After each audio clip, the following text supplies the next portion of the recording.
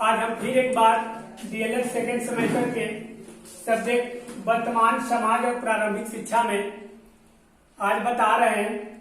जैसे कि हमारा लेसन था, कल बताया गया था कि शिक्षा की संकल्पना, अर्थ एवं महत्व। तो हम शिक्षा की अवधारणा या संकल्पना के बारे में कल चर्चा तो हो चुकी है और खास एक निर्देश आप लोग को दिया जा रहा है कि जो लोग भी अब तक बाबा इंद्रदेव कॉलेज के चैनल को सब्सक्राइब नहीं किए हैं वो सब्सक्राइब कर लें और यहाँ से जो डेली लाइव क्लासेस दी जा रही है उसको पढ़ें।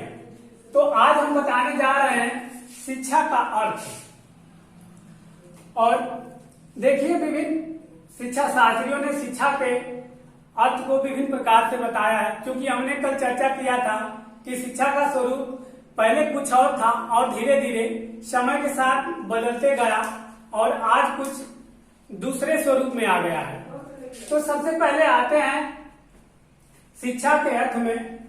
शिक्षा के व्युत्पत्तिक अर्थ कहने का मतलब है कि शिक्षा के व्युत्पत्तिक अर्थ का यह मतलब है कि शिक्षा की उत्पत्ति पहले किस प्रकार हुई। तो चूंकि वीडियो ज्यादा लंबी हो जाएगी, इसकी चर्चा हम कर चुके हैं। शिक्षा की उत्पत्ति के बारे में हमने जैसे बताया था कि शिक्षा संस्कृत के शिक्ष धातु से बना है और उसमें आप प्रत्यय लगाने से बना है, जिसका अर्थ होता है सीखना। और अंग्रेजी के एजुकेशन से बना है और यह लैटिन भाषा के एडुकेटम से बना है। तो चूंकि इसकी चर्चा कल हो चुकी थी, तो हम आते हैं सेकेंड स्टेप पे कि शिक्षा का संकुचित अर्थ।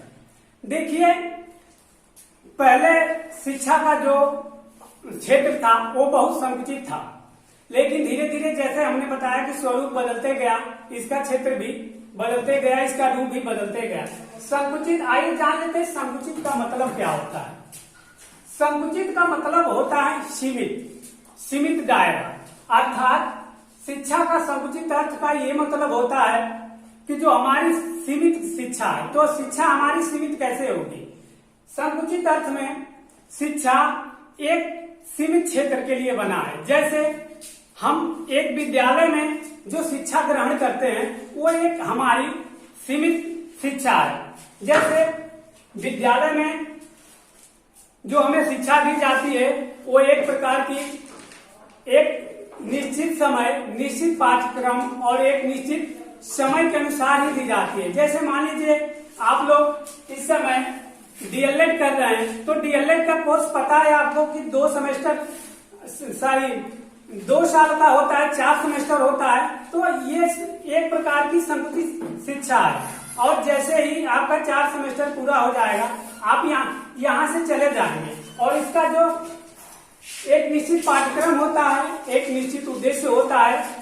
तो शिक्षा का संकुचित अर्थ का यही मतलब होता है विद्यालयी शिक्षा से। और विद्यालयी शिक्षा में बालक छोटे क्लास से लेकर बड़े क्लास तक, यानी ये समझिए कि संकुचित अर्थ में विद्यालयी शिक्षा, महाविद्यालयी शिक्षा और विश्वविद्यालयी शिक्षा, जो किसी विद्यालय के अंतर्गत चार दीवारी में रहकर जो शिक्षा ग्रहण करते हैं वही संकुचित शिक्षा का अर्थ है। और इसमें विभिन्न प्रकार के आप क्रियाएं देखने को मिलती हैं। धीरे धीरे आप स्टेप बाय स्टेप शिक्षा ग्रहण करते हैं, फिर अनेकों प्रकार की डिग्री हासिल करते हैं और अपने शिक्षा को कंप्लीट करते हैं। तो संकुचित में मुख्य रूप से यही बातें हैं कि एक निश्चित पाठ्यक्रम होता है, निश्चित समय होता है और निश्चित उद्देश्य होता है। आ जाते हैं अब शिक्षा के व्यापक अर्थ में। देखिए, सबसे पहले हम समझेंगे, क्वेश्चन ये जरूर पूछता है, 2 क्वेश्चन इसमें से जरूर पूछता है आपके डीएलएड सेमेस्टर के एग्जाम में कि शिक्षा का संकुचित अर्थ क्या है। तो जैसा कि संकुचित अर्थ के बारे में बता दिया गया है, अगर आपको किसी प्रकार की दिक्कत होती है तो कमेंट बॉक्स में आप लिख सकते हैं और इसमें से 2 में से कोई एक क्वेश्चन जरूर पूछता है। आते हैं शिक्षा का व्यापक अर्थ।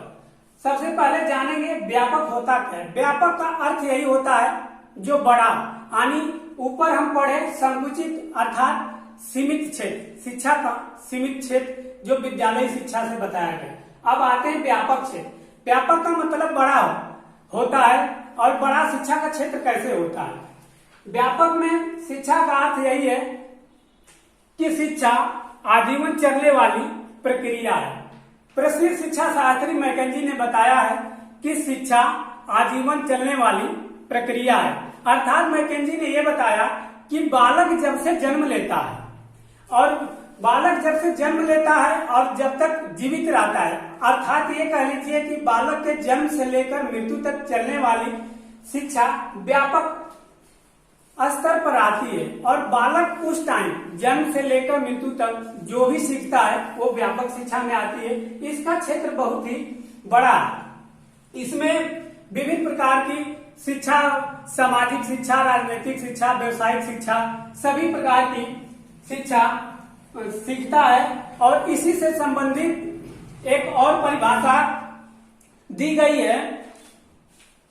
डम्बिल ने बताया है कि बालक जन्म से लेकर मृत्यु तक प्रभावित होते रहता है। डम्बिल के कहने का अर्थ यह है कि बालक जन्म से लेकर मृत्यु तक प्रभावित होता रहता है। यानी बालक जब से जन्म लेता है और मृत्यु तक हर स्टेप में कुछ न कुछ जरूर सीखते जाता है और उसकी शिक्षा चलती रहती है।